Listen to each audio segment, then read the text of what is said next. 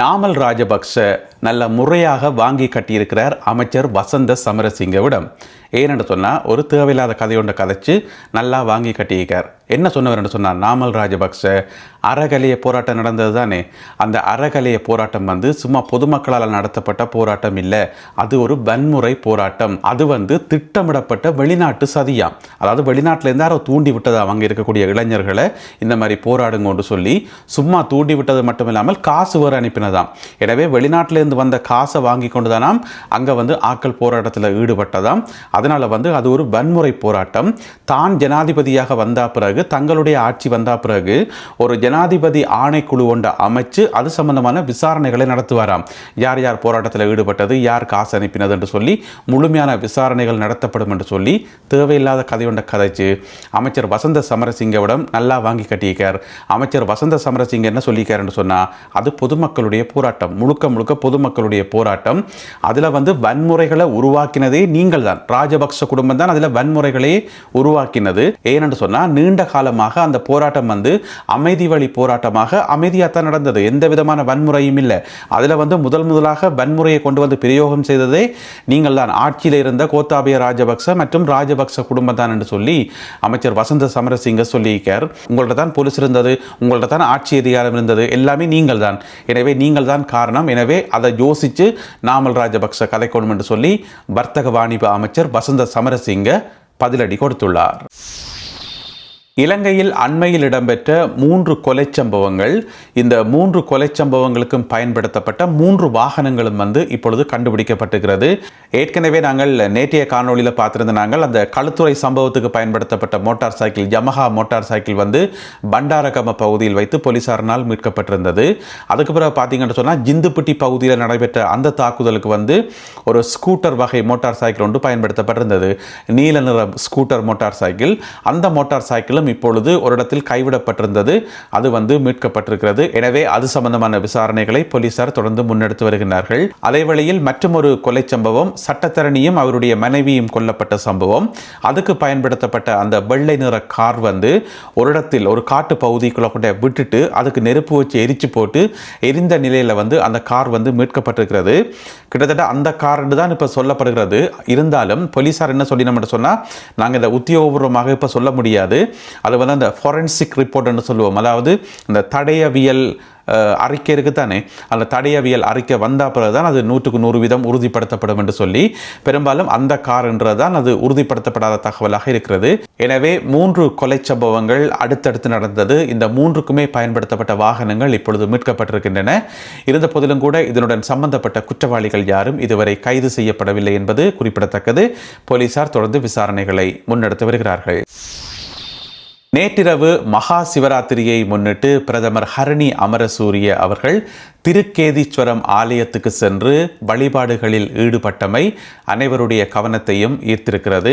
இலங்கையினுடைய வரலாற்றில் நான் நினைக்கிறேன் முதல் முறையாக என்று சொல்லி ஒரு நாட்டினுடைய பிரதமரே நேரடியாக ஒரு சிவராத்திரி பூசையில் கலந்து கொண்டது உண்மையில் எல்லோர் மத்தியிலும் ஒரு நெகிழ்ச்சியை ஏற்படுத்தி கொண்டு சொல்லலாம்.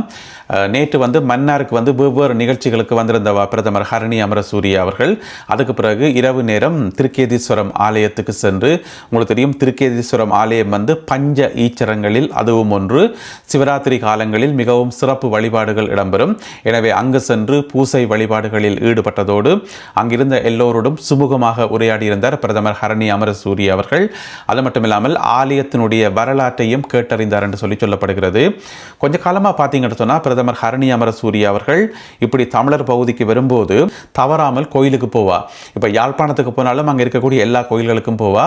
அதே மாதிரி போன மாதம் நினைக்கிறேன் புளியம்பொக்கனை நாகதம்பிரான் ஆலயத்துக்கும் போயிருந்தவா. இப்போ பார்த்தீங்கன்னு சொன்னால் திருக்கேதீஸ்வரம் ஆலயத்துக்கு வந்திருக்கிறா. நினைக்கிறேன் எங்களுடைய அந்த கலாச்சாரம், எங்களுடைய அந்த வழிபாடுகள் இதில் அவாக்கு ஒரு ஈர்ப்பு வந்திருக்கு போல நடக்குது. எனவே முறையான கலாச்சார ஆடைகளோட கோயிலுக்கு எப்படி போகணுமோ அதே மாதிரி உணர்வுபூர்வமாக பக்தி பூர்வமாக பிரதமர் ஹரணி அமரசூரிய அவர்கள் இந்த பூஜை வழிபாடுகளில் கலந்து கொண்டமை அனைவர் மத்தியிலும் ஒரு நெகிழ்ச்சியை உருவாக்கியுள்ளது. அதே போல ஜனாதிபதி அனுரகுமார திசாநாயக்கா அவர்களும் நேற்று ஊடகங்களினுடைய கவனத்தை வெகுவாக ஈர்த்தார்.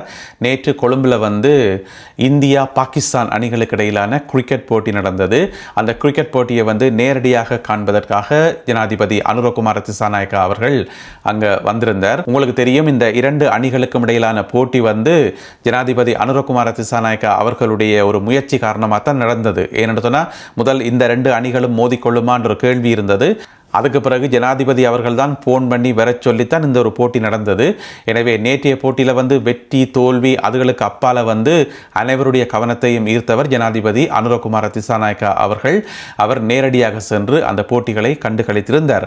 அதே நேரம் நேற்று ஞாயிற்றுக்கிழமை கொழும்பு முழுக்க பார்த்தீங்கன்னு சொன்னால் ஒரே அல்லோலம், அதாவது பிழையான வழியில் இல்லை, ஒரே கொண்டாட்டங்கள். எப்படி என்று சொன்னால், இப்போ இந்தியா பாகிஸ்தான் மச் என்று சொன்னால் அது சாதாரண மச் இல்லை தான் உங்களுக்கு தெரியும். எனவே ரெண்டு நாடுகளிலிருந்தும் இந்தியாவிலிருந்தும் பாகிஸ்தானிலிருந்தும் ஏராளமான ரசிகர்கள் கொழும்பை மொச்சிட்டோம் என்று சொல்லலாம். கொழும்பில் இருக்கக்கூடிய அவ்வளவு ஹோட்டல்ஸும் நிரம்பி வழிஞ்சு இடமே இல்லையாம். அதுலேயும் பார்த்தீங்கன்னு சொன்னால் இந்த 5 நட்சத்திர விடுதிகளுக்கு தானே 5 ஸ்டார் ஹோட்டல்ஸ் நேற்று ஞாயிற்றுக்கிழமை ஒரு நாள் இரவுக்கு சண்டே நைட்டுக்கு மட்டும் $1000 வரைக்கும் போனதாம் ஒரு சில ஹோட்டல்ஸ். ஏன்னு சொன்னால் அவ்வளவுக்கு அறைகள் தட்டுப்பாடு. அது மட்டும் இல்லாமல் இன்னும் ஒரு சுவாரஸ்யமான தகவல் என்னன்னு சொன்னால், இந்தியாவில் இருந்து 10க்கும் அதிகமான பிரைவேட் ஜெட்ஸ் இருக்குது கொழும்பு கட்டுநாயக்கா விமான நிலையத்துக்கு. அதாவது பிரைவேட் ஜெட்ஸில் ஏராளமான ரசிகர்களும் விஐபி ரசிகர்களும் தனி விமானம் பிடிச்சு வந்திருக்கணும் இந்த மச்சை பார்க்கறதுக்கு. அதனால் 10க்கும் அதிகமான விமானங்கள் கட்டுநாயக்கா விமான நிலையத்துக்கு வழக்கமாக வராத தனியார் சிறப்பு விமானங்கள் சேர்ந்ததாக சொல்லப்படுகிறது.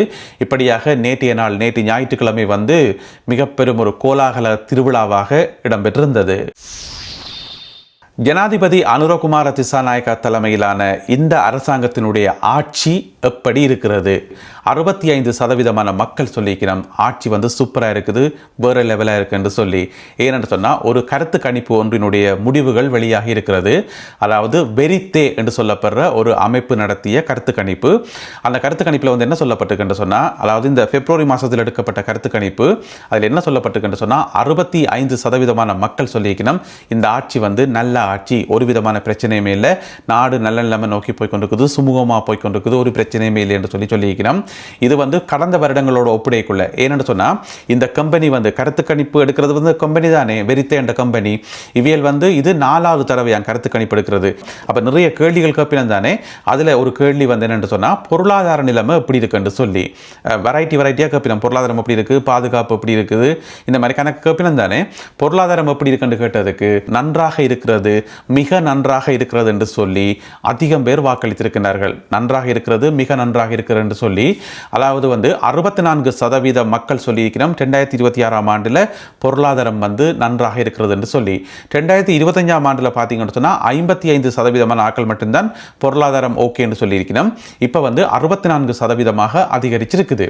அது மட்டும் இல்லாமல் 59% மக்கள் சொல்லியிருக்கிறோம் நாடு நல்ல நிலை நோக்கி போய்கொண்டிருக்கு சொல்லி. எனவே மொத்தமாக எல்லாத்தையும் கூட்டி கழிச்சு மொத்தமாக ஜனாதிபதி அனுரகுமார திசாநாயக்கா தலைமையிலான இந்த அரசாங்கத்துக்கு 65% மக்கள் நற்சான்றிதழ் கொடுத்திருக்கிறார்கள். அதை சொல்றது அப்ரூவல் ரேட் என்று சொல்லி. அப்ரூவல் ரேட் என்று 65%.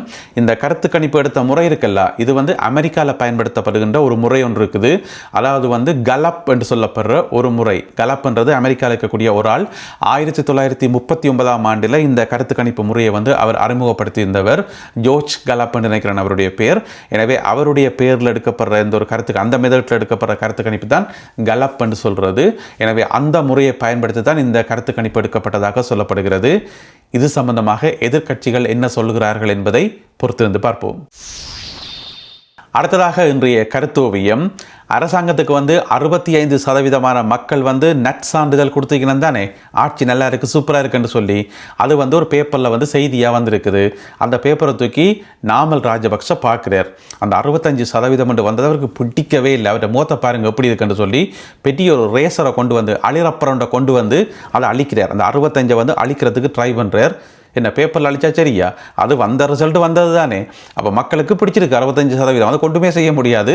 எனவே அந்த பேப்பரில் இருக்கக்கூடாதுன்னு சொல்லி அதை அழிக்கிறதுக்கு ட்ரை பண்ணுறார். இந்த கருத்து கணிப்பு எடுக்கிறாக்கள் வந்து நாமல் ராஜபக்ச எப்படி செயல்படுகின்றார் என்று சொல்லி அதுக்கும் ஒரு கருத்து கணிப்பு எடுத்துச்சு நம்ம சொன்னால் நல்லா இருக்கும், இன்ட்ரெஸ்டிங்காக இருக்கும். எனவே இந்த ஒரு கருத்தோவியம் மற்றும் இன்றைய காணொலியில் பகிர்ந்து கொள்ளப்பட்ட செய்திகள் தொடர்பான உங்களுடைய கருத்துக்களை மறக்காமல் கீழே எழுதுங்கள். மீண்டும் சந்திப்போம் உறவுகளே. நன்றி, வணக்கம்.